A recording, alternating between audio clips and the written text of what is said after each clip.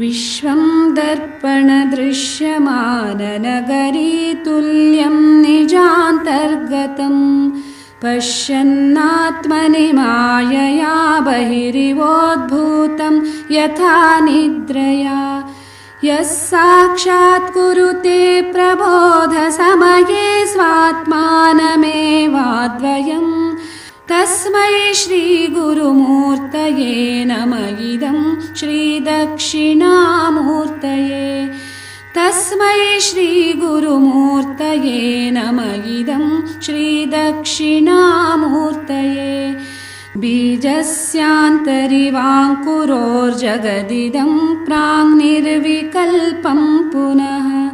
मायाकल्पितदेशकालकलना वैचित्र्यचित्रीकृतं मायावीव विजृम्भयत्य